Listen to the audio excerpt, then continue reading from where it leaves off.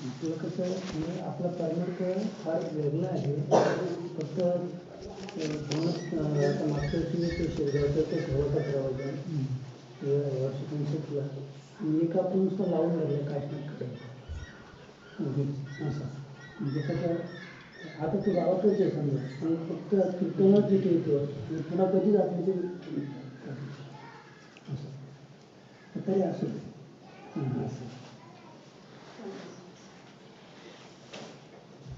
आज सकाळचा एक प्रसंग सांगतो. एक वयस्कर स्त्री ग्रामीण भागातली वय झालेली आणि ती सगळ्यांच्या पाया पडत होती, सगळ्यांच्या. आणि मला ते पाहून असं लक्षात आलं की या स्त्रीला अकर्मेव मोक्ष हा आद्य शंकराचार्यांचा जो सिद्धांत आहे तो तिनं कदाचित पुस्तकातून संस्कृतमधून ते आहे वाचलंही नसेल, पण आचरणामध्ये आणते आहे. आणि मग माझ्या असं लक्षात आलं की गेली 40 वर्ष मी जे भगवद्गीता, ब्रह्मसूत्र आणि उपनिषद या प्रस्थानत्रयींचा संस्कृतमधून प्राकृतमधून जिथून जिथून अनेक ग्रंथातून हे शोधण्याचा बुद्धीनं प्रयत्न केला. आणि त्यात मी अयशस्वी झालो असं नाही, पण त्याचं मी जे लोकांपुढे विवेचन मांडत होतो ती पोपटपंची होती हे आत्ता त्या महिलेच्या कृतीवरून माझ्या लक्षात आलं. आणि आत्ता जनार्दन सरांनी जो अहंकाराचा मुद्दा मांडला तो अहंकार माझ्यामध्ये ओतप्रत भरलेला, म्हणजे आता सुटला विटला असं नाही, कारण ते अहंकार आहेच आहे, पण अहंकार वाढतोय, येतोय, मीपणा वाढतोय याची जाणीव, याची समज यायला लागली. आणि हे जो अनुग्रह घेतला मी परवा तेव्हापासून मला जाणवायला लागलं की मी आधी 3 स्थितीमध्ये होतो. म्हणजे कसं स्थित्यंतर झालं की आय एम समबडी, म्हणजे मी कोणीतरी आहे या स्थितीमध्ये होतो. त्या स्थितीमधून दुसरी पुढची स्थिती आय एम नोबडी, म्हणजे मी कुणीच नाही.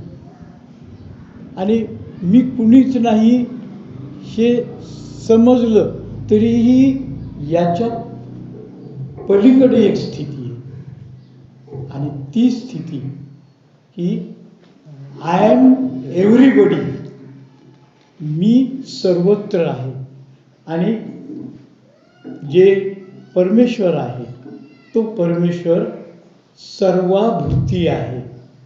म्हणजे प्रत्येक माणसामध्ये परमेश्वर आहे.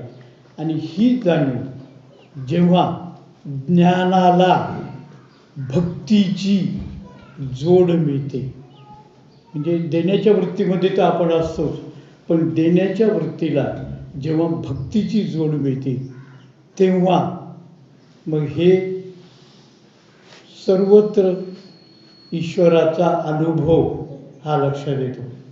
आणि मला जर कोणी नमस्कार करत असेल तर मी ते माझं लहान छोटं मूल जरी असलं तरी त्याला मी प्रतिनमस्कार करतो, कारण त्या मुलामध्ये मी परमेश्वर पाहतो. आणि ही जी दृष्टी आहे, ही जी जाणीव आहे, ही सद्गुरूशिवाय मिळत नाही. ज्ञान पुस्तकातून मिळेल, आज इंटरनेटच्या सुविधा आहेत, गुगलवरून मिळेल, कुठूनही ज्ञान जे पाहिजे ते मिळेल, पण त्याचा अनुभव हा सद्गुरूशिवाय मिळत नाही. आणि यासाठी मी आज आपलं जे भारतीय तत्त्वज्ञान आहे, अगोदर मी 10 मिनटं भारतीय तत्त्वज्ञान जे सगळ्यांनाच माहीत आहे, पण त्याचं एक थोडंसं रिव्ह्यू किंवा थोडंसं विवेचन फक्त आपल्या कानावर पडावं एवढ्यासाठी मी जो काही वाचन केलं, अभ्यास केला, लक्षात आलं, त्याचं थोडंसं सार मी आपल्या पुढे एक बालक म्हणून सादर करतो आहे. आपण त्यातले जाणकार आहात. भारतीय तत्त्वज्ञान म्हणजे इंडियन फिलॉसॉफी याचे 2 असे भाग आहेत. एक आपण कानानं ऐकलेलं त्याला श्रुती म्हणतात आणि ऐकल्यानंतर ते इथं लक्षात ठेवलेलं त्याला स्मृती म्हणतो आपण. तर या श्रुतीमध्ये 4 वेद येतात. नाव सांगत नाही, आपल्या सगळ्यांना माहीत आहे 4 वेद येतात. या 4 वेदांच्या खाली 2 उपभाग आहेत त्याचे. एक आहे संहिता आणि दुसरं आहे ब्राह्मणे. संहिता याला पूर्वमीमांसा असं पण नाव आहे आणि त्याच्यामध्ये मंत्र आहेत. हे सगळे मंत्र मी ऐकलेले आहेत. म्हणजे संभाजीनगरला एक खूप मोठा असा कार्यक्रम झाला की ज्याच्यात या सगळ्या संहिता जे यातले प्रकांड पंडित असे घनपाठी ज्याला म्हणतो पाठांतर आहे त्यांनी ते पूर्ण मंत्रोच्चार केलेले 7 दिवस मी ते ऐकत होतो. ते झाले मंत्र. ते संस्कृतमध्ये. त्याचा अर्थ आपल्याला समजत नाही म्हणून त्याचा अर्थ समजून सांगण्यासाठी ब्राह्मणे हा भाग आहे. त्या ब्राह्मणेमध्ये त्या मंत्रांचा अर्थ सांगितलेला आहे. आणि त्याच्यानंतर आरण्यके. या आरण्यकेला हा जो आरण्यके आहे हा जो ब्राह्मणे आहे किंवा जो ब्राह्मणांक आहे त्याचा अंतिम भाग, शेवटचा भाग म्हणजे हे आरण्यके आहे. आणि याचा दुसरा भाग आहे उपनिषद. त्याला उत्तरमीमांसा म्हणजे संहितेला पूर्वमीमांसा आणि उपनिषदांना उत्तरमीमांसा. म्हणजे हा उत्तरमीमांसा किंवा हे जे उपनिषद आहेत हे या ब्राह्मणकाचा अंतिम भाग आहे. आणि यालाच दुसरं एक नाव आहे वेदांत असं याचं नाव आहे. आणि हे जे उपनिषद तसे 118 आहेत पण त्यातले जे 9 आहेत ते गीता प्रेस गोरखपूर यांचं ईशादी 9 उपनिषदे म्हणून पुस्तक आहे. तर त्यामध्ये हे उपनिषद सांगितलेले. आता स्मृतीबद्दल सांगतो. स्मृती म्हणजे लक्षात ठेवलेलं म्हणजे आपल्या पाठांतर करून काही आपल्या मेंदूमध्ये ते सुरक्षित आहे. याच्यामध्ये 6 वेदांग येतात आणि महाभारत आणि रामायण हे यामध्ये येतं. यानंतर यामध्ये श्रीमद भगवद्गीता आणि ब्रह्मसूत्र हे येतं. आणि त्याखाली धर्मसूत्र आणि धर्मशास्त्र आणि अर्थशास्त्र इकॉनॉमिक्स हे त्यामध्ये येतं. आणि त्याच्याखाली 18 महापुराणं येतात. म्हणजे 18 ही पुराणे हरिसी गाती आपण ते अभंगामध्ये म्हणतो ते येतात. तर यातलं गुरुबाबांनी जो परवा उल्लेख केला की प्रस्थानत्रयी, या प्रस्थानत्रयी जे 3 यामध्ये अत्यंत महत्त्वाचे, एक श्रीमद भगवद्गीता, दुसरं ब्रह्मसूत्र आणि तिसरं उपनिषद. तर मी 40 वर्षे हे प्रस्थानत्रयी असं घासत होतो. म्हणजे मला असा थोडासा अहंकार झाला होता की मी सध्याचं अहिल्यानगर म्हणजे जुनं अहमदनगर इथे क्षीरसागर महाराज यांचं दत्त संस्थान, मी दत्तभक्त आहे, दत्त संस्थान आहे. आणि त्यांचं एक श्री गुरुसेवा म्हणून त्रैमासिक निघतं. आणि त्या त्रैमासिकामध्ये गेले 3 वर्षापासून मी भावलेली ब्रह्मसूत्र मीमांसा याच्यावर माझी दीर्घ लेखमाला चालू आहे. 12वा भाग प्रसिद्ध झाला. येणाऱ्या अंकामध्ये 13वा भाग त्याचा प्रकाशित होईल. आणि डॉक्टर हेमा जोगळेकर म्हणून त्याच्या संपादिका आहे.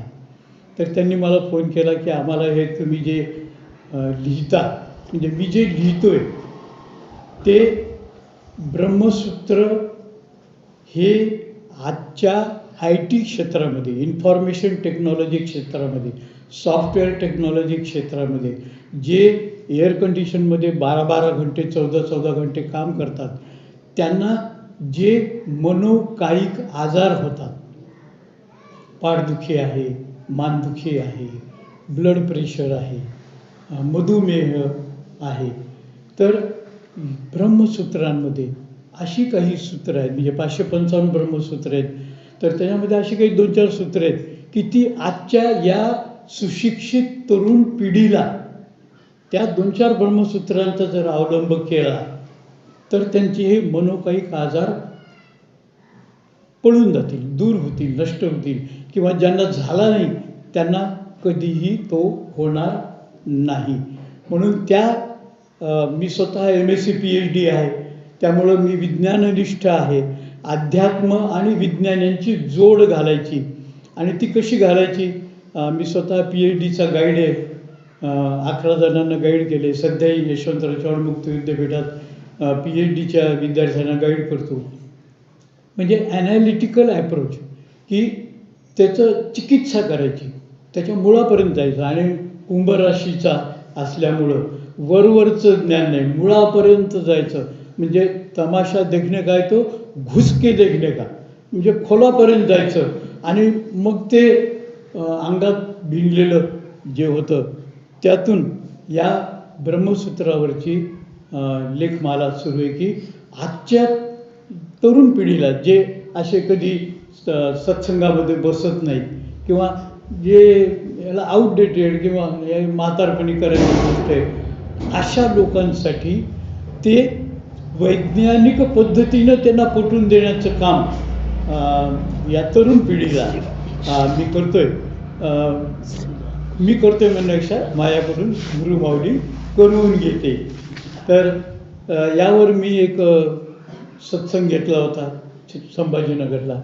तर लोकांनी असं म्हणले की तुमचे ते लेख, ते गुरुसेवा सगळेच वाचतील असं नाही, तर तुम्ही ऑनलाईन इंटरनेटवर ब्रह्मसूत्रावर असं काहीतरी एक 2-3 महिन्याचा कोर्स घ्या. मग मी त्याचा एक व्हॉट्सॲप ग्रुप केला, आणि माझे जवळपास त्याच्यामध्ये 15-20 व्हिडिओ आहेत, 1.5-1.5, 2-2 तासाचे, की त्याच्यामध्ये हे ब्रह्मसूत्र प्रत्यक्ष आचरणात कसे आणावेत. आता हे कसे आणावेत हे लोकांना सांगण्यापूर्वी मी स्वतः ते आचरणामध्ये आणले, मला त्याचा फायदा झाला. आज वयाच्या 75 पूर्ण झालेली आहे, 76 आहे, पण उच्च रक्तदाब किंवा साखरेची बिमारी किंवा काही वार्धक्याची लक्षणं ही मला आत्तापर्यंत जाणवली नाही. गेली 40 वर्षे कधी दवाखान्याची पायरी चढलो नाही, कधी सर्दी पडसं पण झालं नाही. ही त्या ज्ञानाच्या आचरणाची गोष्ट. आणि म्हणून आज या ठिकाणी एक सत्य जे मला जाणवलं की मी कोण आहे, तर जो अहम आहे, जो शुद्ध आहे, जे ब्रह्म आहे, जे परब्रह्म आहे, जे पुरुषोत्तम आहे, जे महाविष्णू आहे, जे नारायण आहे, ते अहम आहे, ते शुद्ध आहे. पण या अहमला जेव्हा आकार मिळतो, म्हणजे शरीर मिळतं, मग ते मानवाचं शरीर असेल, प्राण्याचं शरीर असेल, वनस्पतीचं शरीर असेल, जेव्हा आकार मिळतो तेव्हा अहम अधिक आकार इज इक्वल टू अहंकार. आणि ह्या ज्या सगळ्यांनी बोललेले, ते सगळ्यांना माहीतच आहे की मन, बुद्धी आणि अहंकार या शरीराच्या गोष्टी आहेत, शरीराला चिकटलेल्या गोष्टी आहेत. आणि हा शुद्ध अहम जेव्हा या शरीरात येतो तेव्हा त्याला अणुत्व प्राप्त होतं, म्हणजे तो आरोपित होतो.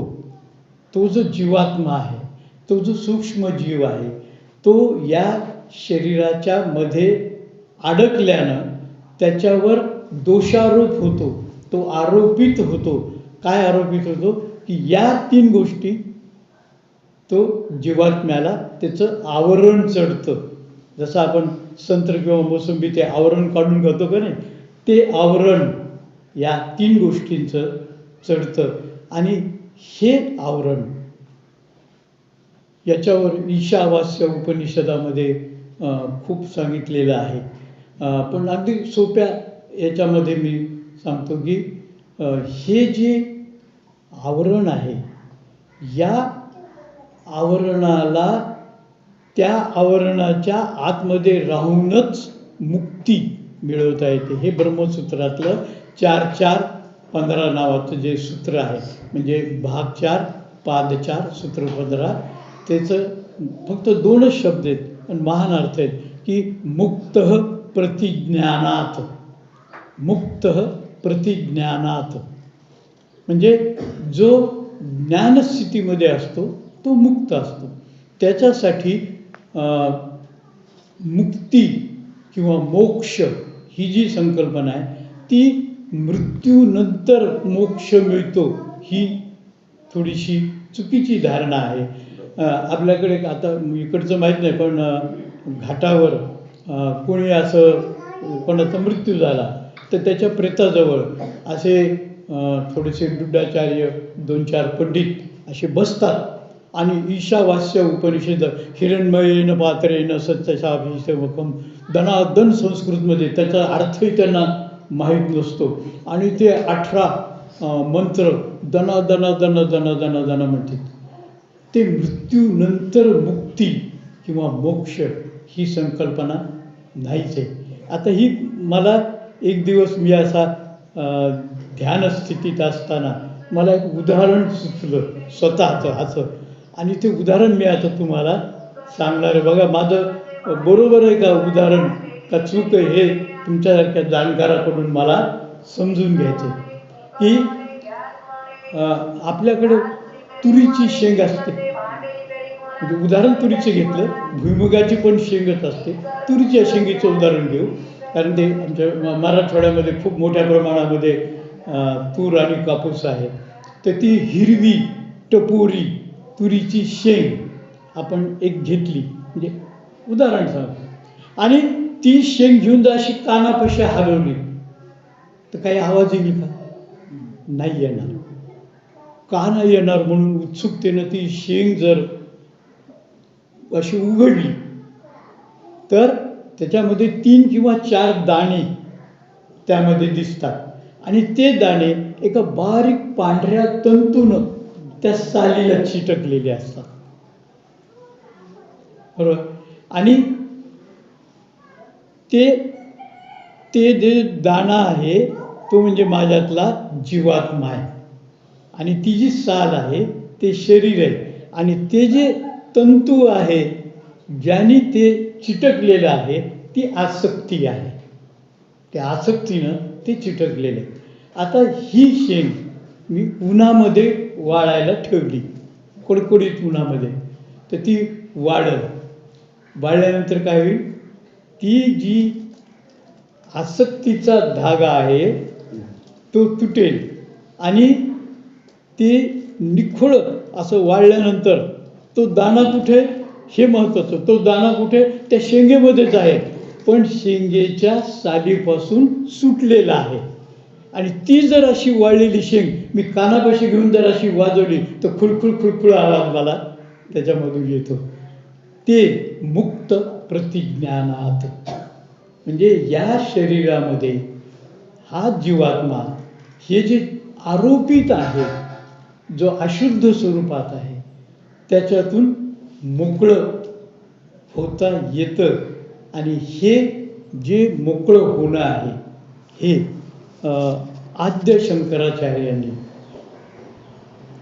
अकर्मेव मोक्ष, म्हणजे ब्रह्मसूत्राचा अभ्यास करत असताना, थोडंसं विषयांतर होईल, पण ब्रह्मसूत्राचा अभ्यास करत असताना अनेक ब्रह्मसूत्र भाष्य जवळपास 11 याचा मी सखोल असं वाचन केलं, अभ्यास केला, म्हणून रामानुजाचार्य, मध्वाचार्य आणि आद्य शंकराचार्यांनी ब्रह्मसूत्र भाष्य नावाचा एवढा मोठा ग्रंथ 1200 पानाचा लिहिला आहे. मी 20 वर्ष हा ग्रंथ शोधत होतो, मला कुठेही मिळाला नाही. मी कन्याकुमारीला विवेकानंद केंद्र आहे, तिथं आध्यात्मिक एक रिट्रीट 7 दिवसाचा वर्ग असतो, तो करायला गेलो. आणि तिथे गुरुजींना विचारलं किंवा मला आद्य शंकराचार्यांचं ब्रह्मसूत्र भाष्य हा ग्रंथ काही मिळाला नाही, 20 वर्ष झाले मी शोधते, ते आउट ऑफ प्रिंट आहे, कुठेही मिळत नाही. तर ते म्हणजे आपल्या ग्रंथालयात आहे. कन्याकुमारीचं जे ग्रंथालय आहे, जगामध्ये अध्यात्मावरची सर्व पुस्तकं त्या ग्रंथालयात आहेत. तिथं 1200 पानाचं बारीक इंग्लिशमध्ये पुस्तक होतं, ते ट्रान्सलेटेड. तर आता मी स्वतः सगळं जग फिरलेलो आहे, अमेरिकेला व्हिजिटिंग प्रोफेसर होतो, तिथल्या लोकांना इंग्रजीमध्ये शिकवत होतो. तर माझं इंग्रजी बऱ्यापैकी आहे, म्हणजे सगळं शिक्षणच इंग्रजी माध्यमातून झालेलं असल्यामुळं इंग्रजी भाषेचं काही असं भीती नव्हती. ते मी 7 दिवसामध्ये पूर्ण वाचून काढलं. आणि त्यातला जो अकर्मेव मोक्ष हा सिद्धांत माझ्या लक्षात आला. त्या अगोदर मी आता हे सोपं करून सांगतो, मी अवघड करून सांगत नाही. मी स्वतः अकर्मस्थितीत नसताना वाल्मी नावाची संस्था आहे पाटबंधारे खात्याची, तिथं मी वर्ग 1 अधिकारी शासनामध्ये होतो. आणि तिथे शिकवायचो, म्हणजे चीफ इंजिनियर यायचे, ED यायचे, एक्झिक्युटिव्ह इंजिनियर यायचे, AC यायचे, डेप्युटी इंजिनियर, यांना शिकवायचं. म्हणजे वॉटर मॅनेजमेंट किंवा पाणी व्यवस्थापन, शेतीसाठी पाण्याचं व्यवस्थापन यातला मी बऱ्यापैकी तज्ज्ञ आहे आज. म्हणजे मी हे शेतकऱ्यांना मार्गदर्शन करतो. थोडंसं विषयांतर होईल, पण मागच्याच महिन्यामध्ये रत्नागिरीला जे मध्यम पाटबंधारे प्रकल्प आहे, तिथे एक अशासकीय संस्था काम करते, त्यांचे 10-15 लोक ट्रेनर आहेत. तर मी आता ट्रेनिंग देत नाही, मी आता मास्टर ट्रेनर झालेलो आहे. म्हणजे जे ट्रेनर्स आहेत त्यांना प्रशिक्षकांचं प्रशिक्षण, त्या प्रशिक्षकांना मी शिकवतो. तर 6 तास उभा राहून तिथं मी त्या ट्रेनिंग ऑफ ट्रेनर्स म्हणजे प्रशिक्षकांचं प्रशिक्षण घेतलं. पण हे आता घेतलं जेव्हा हे ज्ञान मला अकर्मेव मोक्षाचं मिळालं नव्हतं, त्या अगोदर मी वाल्मीमध्ये शिकवत होतो. 1.5 घंट्याचं एक सत्र असायचं, कधी सलग 2 सत्र यायचे, कधी सलग 3 सत्र यायचे, कधी सलग 4 सत्र यायचे. म्हणजे 6 तास मी शिकवायचो. आणि ते 6 तास शिकवल्यानंतर मग घरी यायचो. घरी आलं की आधी पलंग कुठे पाहायचं, पलंग कुठे, आणि गेलं की ते पलंगावर असं पसरायचं आणि बायको पुढे डिंग्या मारायच्या. आज मी 6 घंटे शिकवलं. कोणी शिकवलं? मी शिकवलं. 6 घंटे शिकवलं. आज मरणाचं शिकवलं, भयंकर शिकवलं. आता मी खूप थकलो, भयंकर थकलो, आता मला तू काही काम सांगू नको. आणि बायको म्हणायची, आज तुम्ही ते गुलमंडीवर जायचं होतं, आपल्याला साडी घ्यायची होती, चला उठा. मी तिला सांगायचं, माऊली आज मला माफ कर, आज मी 6 घंटे मरणाचं शिकवलं, आता मी भयंकर एक्झॉस्ट झालो, थकलो, आता नाही, उद्या जाऊ आपण. असं प्रत्यक्षामध्ये माझ्या जीवनात घडत होतं. आणि जेव्हा मी या अकर्मेव मोक्षाचं ज्ञान मला प्राप्त झालं आणि ती मी आचरणात आणायला सुरुवात केली, आणि माझ्यामध्ये असा बदल घडला की मी जे शिकवतोय, मी जे बोलतोय, ते मी बोलत नसून ती कुठली तरी एक अज्ञात शक्ती ही माझ्याकडून वदवून घेते, माझ्याकडून बोलून घेते, मी नाही करत. आणि ही जी स्थिती आहे, जी जनार्दन सरांनी जे फार खूप छान अहंकार रहित स्थिती याचे जे वर्णन केलं, तर मग मी तेव्हापासून कितीही वेळ मी शिकवलं तरी मला त्याचे कष्ट वाटत नाही.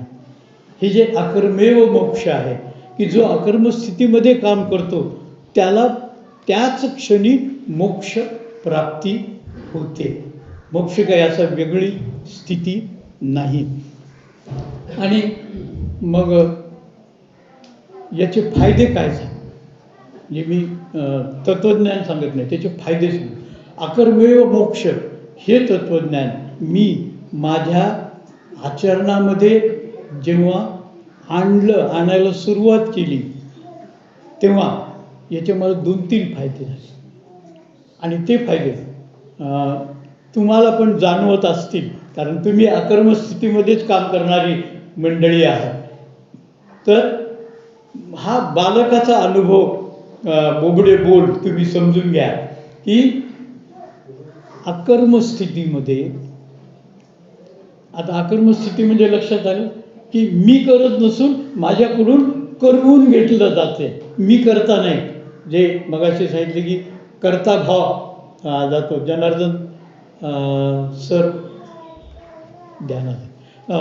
तर सर तुम्ही जे सांगितलं अकर्म म्हणजे कर्ता भाव जेव्हा जातो की माझ्याकडून करून घेतलं जातं. कोण करून घेतंय माहीत नाही, म्हणजे निदान मला तरी माहीत नाही की अशी कोणती तरी शक्ती आहे की जी शक्ती हे माझ्याकडून हे काम करवून घेत आहे. त्या शक्तीची मला ओळख परवा रात्री झाली. मी अशी अज्ञात शक्ती, निसर्ग शक्ती असं म्हणजे विज्ञाननिष्ठ पद्धतीनं वागणारा माणूस, म्हणजे बाप दाखव नाही तर श्राद्ध करतो, पण मी विश्वास ठेवत नाही. विज्ञानाचे 5 नियम, व्हॅलिडिटी, रिलायबिलिटी, व्हेरिफायबिलिटी, प्रॅक्टिकॅबिलिटी, हे सगळं अनुभवणारा माणूस. आणि त्यामुळं मी गेले वयाचे 75 वर्ष उलटली माझी, तरी मी कधी कोणाला गुरु केलं नाही, कोणाचा अनुग्रह घेतला नाही. कारण इथं डोक्यामध्ये अहंकार होता की मी बुद्धिमान. भारताच्या UPSCमध्ये 43 लोक एंट्रीला होते आणि 1 जागा होती. आणि मला खात्री होती की माझं सिलेक्शन होणार आणि तिथं झालं. त्या बुद्धीचा अहंकार जो एकपाठी आहे, म्हणजे एकदा वाचलं तर मला पुन्हा दुसऱ्यांदा ते वाचावं लागत नाही. 40, 50, 60 वर्षापूर्वी वाचलेलं आजही मला मुखोद्गत पेज नंबरसह सांगता येतं. एवढा अहंकार की मला कोण गुरु मिळू शकतो, म्हणजे अहंकार की माझी बुद्धी हीच माझी गुरु. म्हणजे पुणेकर मंडळी जसं बोलते तसं त्या गैरसमजामध्ये 75 वर्ष आयुष्याचे वाया घालवले, अक्षरशः वाया घालवले. पण कुठेतरी त्या विधात्याला जाणीव होते की हे जे वासरू आहे ना, हे वाट चुकलेलं वासरू आहे, हे बरोबर रस्त्यानं जाईल. आणि हे 1.5 वर्षापासून माझ्या डोक्यामध्ये या वेव्ज, या संवेदना जाणवत होत्या की कुठंतरी या जगात माझा गुरु, ज्याचा मला अनुग्रह घ्यायचा आहे, तो कुठंतरी आहे, ते माहीत नव्हतं. आणि योगायोगानं त्या गझल कार्यशाळेच्या निमित्तानं जयराम महादू कराळे जे माझ्या वर्गामध्ये गझल माझ्याकडून शिकत होते, त्यांचा असा परिचय म्हणजे व्हॉट्सॲपवरच, फोनाफोनीवरच, प्रत्यक्ष पाहिलेलं नव्हतं. आणि मग ते बोलल्यामध्ये मला सांगायचे की अंबरजेला माझे गुरु आहेत आणि गुरुबाबा आहेत, गृहस्थाश्रमी आहेत, आणि खूप खूप खूप सांगायचे. आणि मग मला असं झोपेमध्ये, जेव्हा सबकॉन्शियस माइंड आपलं जागा असतं, अंतर्मन, त्यावेळी मला हे अंबरजे गाव स्वप्नामध्ये दिसायचं. हे सत्य आहे, विश्वास ठेवा न ठेवा. या गलीबोळातून आज जे मी फिरलो ना, हे मी माझ्या स्वप्नात पाहिलेले की इथं माझा गुरु इथं आहे. आणि मग आगा म्हशी मला कुठं नेशी, तसं ते नरेशच्या कविता संग्रहाचं निमित्त झालं. आणि इथं आलो बाबाला पाहिलं आणि लक्षात आलं की 75 वर्ष जी वाया गेली, जे काही परमेश्वरानं आयुष्य टेरलेलं आहे, कारण शरीर तर नश्वर आहे, पण जे काही दिलेले ते ज्ञानामध्ये, म्हणजे जे ज्ञान मिळवलं त्या ज्ञानाला उमजणं प्रत्यक्षामध्ये, आणि भक्तीशिवाय काहीच नाही. माणसाला कशा कशाचा अहंकार होतो, पैशाचा अहंकार होतो, श्रीमंतीचा अहंकार होतो, आणि याच्यापेक्षा वाईट ज्ञानाचा अहंकार होतो. मी किती ज्ञानी, म्हणजे मला तो प्रचंड अहंकार असायचा. कारण मी सहसा बोलत नाही, पण कधी कधी बोलतो, किंवा माझ्या स्वतःच्या 10-15 डिग्र्या आहेत, ज्या म्हणजे नाट्यशास्त्र, MBA, MBBS, MD, इक्विव्हॅलेंट अशा अनेक गोष्टी केल्या, आणि प्रत्येक ह्याच्यामध्ये मेरिटमध्ये यायचो. LLB केलं, लॉ केलं, वकील आहे. त्याच्यामध्ये मॉमेडन्स लॉ म्हणून होता, मुस्लिम लॉ, आणि तुम्हाला सांगतो त्या विषयामध्ये खऱ्या मुसलमानापेक्षा मला 100पैकी 88 मार्क त्या मॉमेडन्स लॉच्या पेपरला मिळाले. कारण तमाशा देखणे काय, तो घुसके देखणे काय, मुळातून खंदून त्याच्या मुळापर्यंत जायची वृत्ती, म्हणजे वरवर काही नाही. आणि ते खांता हा शोध लागला की माझा गुरु इथं आहे. आणि घाटावरून आमची बायको म्हणे, तुम्ही कशाला चालले 4 दिवस, कारण तिचं ते दोन्ही गुडघ्याचं ऑपरेशन झाले. घरातलं स्वयंपाकापासून सगळं काम मला करावं लागतं, कारण पहिले 2-3 महिने बायका लावल्या, पण आपल्याला ते परवडलं. 30,000 रुपये महिना घ्यायचा. तर ते मी आपला वाल्मीमध्ये मला पेन्शन मिळत नाही, कृषी विद्यापीठामध्ये तुटपुंज पेन्शन मिळते.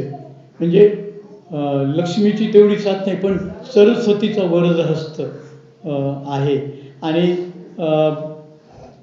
ते माझ्या पत्नीला सांगितलं की नाही, हे मी जात नाही, हे मला बोलावून घेतलं जात आहे, हे विधिलिखित आहे, कुठंतरी लिहिलेलं आहे की हे माझ्या आयुष्यात घडणार आहे. आणि इथं आलो, आणि मग असं थोडंसं भावनावश होण्याचं टाळतोय मी, डोळ्यात येणारं पाणी रोखतोय, पण त्या परमेश्वरालाच काळजी की ते असं हरवलेलं वासरू पुन्हा आईकडे, त्याच्या माईकडे पोहोचवायचं काम हे नियतीनं केलं. आणि त्यामुळं हे माझ्या मनातले भाव मी तुम्हाला सांगण्यासाठी, किंवा या अकर्म स्थितीमध्ये, म्हणजे मी करत नाही, माझ्याकडून करून घेतले, याचे 3 फायदे होते. तेवढे सांगितले की मग माझं बोलणं संपलं. ते जे मला अनुभवले फायदे म्हणजे पुस्तकी नाही, मला त्याचा अनुभव आला की अकर्म स्थितीत राहण्यामध्ये पहिलं, केलेल्या कामाचे कष्ट वाटत नाहीत. याला इंग्रजीमध्ये एफर्टलेस जॉब म्हणतात. एफर्टलेस जॉब म्हणजे काम तर करतोय, 24 तास काम करतोय, पण केलेल्या कामाचे कष्ट वाटत नाहीत, कारण काम मी करत नाही, तर हे काम माझ्याकडून कुठली तरी ती अज्ञात शक्ती जी गुरुमावली ती हे माझ्याकडून करून घेते. त्यामुळं वयाच्या 75-76व्या वर्षी 6 घंटे उभा राहून, मी आता इथं बसलोय, पण माझी जी 40 वर्षाची प्रॅक्टिस आहे ती मी उभा राहून शिकवतो. 6 घंटे 7 घंटे उभा राहून शिकवतो. आणि 6 तासानंतरही 6 तासापूर्वी जेवढा फ्रेश होतो, जेवढा उत्साही होतो, तेवढाच उत्साही 6 तासानंतर सुद्धा असतो. हे या स्थितीमध्ये की कष्टविहीन काम. आणि आपल्याला जर असं वाटलं की मी केलेल्या कामाचं कष्ट वाटतं, आता 2 घंटे झाले बसून गुडघे दुखत आहेत, तर समजायचं की अजून आपण अहंकार स्थितीमध्ये आहोत. यावेळेस यासाठी मी वज्रासनामध्ये 76व्या वर्षी तासनतास बसतो. पद्मासनामध्ये 5-6 तास बसण्याचा सराव आहे. ती लवचिकता जी माझ्या शरीराला आली, त्याच्याबद्दल मी आपल्याला 2-3 गोष्टी सांगणार आहे. की पहिलं आहे ध्यानधारणा. ही ध्यानधारणामुळं आपल्या मनाची शक्ती वाढते. दुसरं आहे प्राणायाम. यामुळं शरीराची रोगप्रतिकारक शक्ती म्हणजे डिसीज रेझिस्टन्स ॲबिलिटी, म्हणजे आता कुठलंही पाणी मी पितो, कुठलेही जंतू जातात, पण माझी रोगप्रतिकारक शक्ती एवढी वाढलेली आहे की त्या बॅक्टेरिया, व्हायरस, फंगसला ते मारून टाकते, ते वर सर्दी पडशाच्या रूपानं सुद्धा येऊ देत नाही. एवढी रोगप्रतिकारक शक्ती प्राणायामातून मला मिळते. आणि तिसरं आहे योगासनं. मी स्वतः प्राणायामाचा, ध्यानधारणेचा आणि योगासनाचा गेली 35 वर्षापासून शिक्षक आहे. आणि मी असा अहंकार स्थितीमध्ये शिकवायचो. एकदा अमरावती जिल्ह्यामध्ये, अमरावतीपासून 40 किलोमीटर अंतरावर श्री क्षेत्र सावनेर, आपल्या अंबरजेसारखंच छोटंसं खेडेगाव आहे, तिथं बाल वामन महाराज म्हणून बालयोगी. तर ते मी आता हे वाल्मीत असताना तिथं प्रशिक्षणाला गेलो. तिथे एक डेप्युटी इंजिनियर होते. ते म्हणले आमचे गुरु आहेत म्हणले बालवामन महाराज, तर तुम्हाला थोडा अध्यात्माचा नाद आहे तर त्यांच्या दर्शनाला जाऊ. म्हटलं जाऊ. आणि गेलो आम्ही त्यांच्याकडे आणि असं खाली बसलो. मग ते माझ्यापेक्षा म्हणजे त्यावेळेस माझं वय समजा 50-60 असेल, तर ते 18-20 वर्षाचं पोरगं समोर बसलेलं. तर त्यांनी मला सहज विचारलं, तुम्ही काय करता? बालवामन महाराजांनी मला विचारलं, तुम्ही काय करता? तर आपला लगेच अहंकार. मी त्यांना सांगितलं, मी ध्यान शिकवतो. मग त्यांनी अशी काही माझी धुलाई केली एका वाक्यात की जे शिकवलं जातं त्याला ध्यान म्हणत नाहीत, जे आपोआप होतं त्याला ध्यान म्हणतात. आणि तुम्ही सांगा बरं, म्हणे मला विचार, ध्यान कशासाठी करायचं? तर मग आपलं पोपटवंची सुरू झाली. थांबावं, आता मी तुम्हाला सांगतो ध्यान कशासाठी करायचं. तर ध्यान मजेसाठी करायचं. ध्यान करताना मजा येते, ते विदर्भातला शब्द आहे मजा. ध्यान करताना मजा येते आणि त्या मजेसाठी ध्यान करायचं. हे बाकीच्या गोष्टीसाठी ध्यान नाही.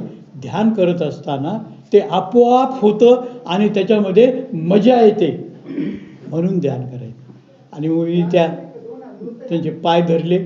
म्हटलं आज इथं पहिल्यांदा मला जाणीव झाली की आपलं हे जे बौद्धिक आहे ना ते इथं चालत नाही. आणि याच्या योगासनामध्ये शरीराला लवचिकता येते. बऱ्याच जणांचं काय होतं की योगासनं न केल्यामुळं शरीरामध्ये फ्लेक्झिबिलिटी, लवचिकता राहत नाही. लवचिकता म्हणजे वज्रासनामध्ये बसायचं, पद्मासनामध्ये बसायचं, किंवा शरीरामध्ये जी एक लवचिकता पाहिजे. कोणाचं खांदे दुखतात, कोणाची पाठ दुखते, कुठं काही होतं, ही शरीरामध्ये स्टिफनेस, कडकपणा, तर तो योगासनामुळं जातं. तर योगासनाचं जे पतंजली योगसूत्राचा जो मी काही अभ्यास केला आहे त्याच्यामध्ये त्यांनी एक छान सांगितलेलं आहे की जसं प्रेत असतं, मढं असतं, प्रेत असतं, ते आखडलेलं असतं, ते आखडलेलं असतं. तसं माणसाचं शरीर जर योगासनं केली नाही तर आखडून जातं, दुखायला लागतं. इथं दुखतं, इथं दुखतं, इथं वात होतं, इथं वात होते. आणि योगासनामुळं ही लवचिकता, मग हे लवचिकतेमधून जे लक्षात आलं त्यातून आता मी तुम्हाला शेवटचं ज्याला रामप्रलाप म्हणतो ते सांगतो की जे अकर्मेव मोक्ष, परवाही आपल्या कीर्तनामध्ये पहिले महाराज इथे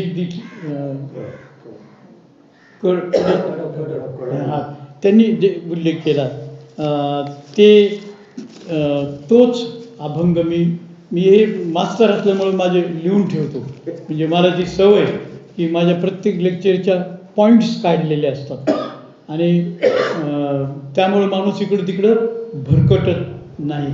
कारण ज्ञान खूप असतं, मांडायला वेळ कमी असतो. त्यामुळं साळुंकी मंजुळ बोलतसे वाणी, शिकविता धनी वेगळाची. अकर्मेव मोक्षाचं हे उदाहरण. दुसरं, कायम्या पामरे, हे सगळे तुकाराम महाराजांनी. कायम्या पामरे बोलावी उत्तरे, परित्या विश्वांबरे बोलविले.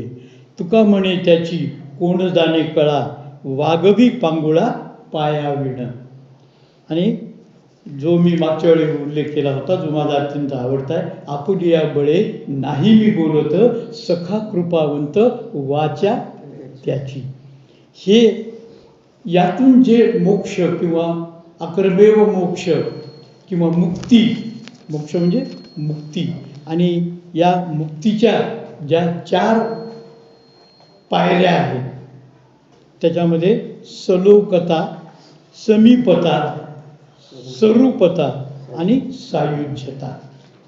एकेका वाक्यामध्ये याचा अर्थ. कारण लोकांना, माझे मामा, मी लहान असताना माझे सख्खे मामा हे शिकवायचे, पण त्यावेळी आमच्या डोक्यामध्ये काही प्रकाश पडायचा नाही की सलोकता म्हणजे पाहणं, ज्ञानेंद्रिय किंवा अनुभवणं, समीपता म्हणजे जवळी, आणि स्वरूपता म्हणजे एकरूप होणं, आणि सायुज्यता म्हणजे एक जीव होणं.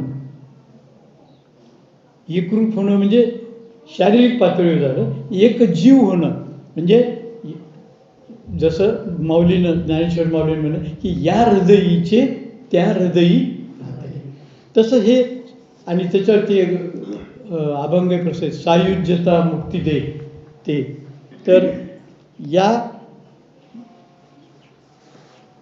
आपल्याला जे सोपं की मला हे या स्थितीमध्ये राहायचं आहे, तर आपण कोणतंही कर्म, कोणतंही काम केल्यानंतर ते ईश्वराला किंवा गुरुला अर्पण करणं. आपल्याकडे ते प्रथा आहे की कुठली, आपण एखादा संकल्प केला, काही पूजा केली, तर हातावर पाणी घेऊन काय करतो, कृष्णार्पणमस्तु, किंवा काही लोक त्याला गंगार्पणमस्तु, म्हणजे ते सोडून द्यायचं, मी केलं असं नाही, ते कृष्णार्पणमस्तु. हे जे मी केलेलं कर्म जेव्हा मी भगवंताला अर्पण करतो, तेव्हा माझ्यातला अहंकार खऱ्या रूपानं तो हळूहळू जात नाही. हे मी तेवढंच सांगतो, अहंकार ही मूळ वृत्ती आहे, ती जात नाही. पण ती अशी नागासारखी फळं काढायला लागली की आपल्याला जाणीव होतं की अरे मला अहंकार होतो, आणि जाणीव झाल्याबरोबर ते हळूहळू कमी व्हायला लागतं. तेव्हा या ठिकाणी माझे जे बोबडे बोलेत ते मी तुमच्यापुढे सादर केलेत. आपण गोड मानून घ्याल अशा अपेक्षा करतो. जय गुरुदेव.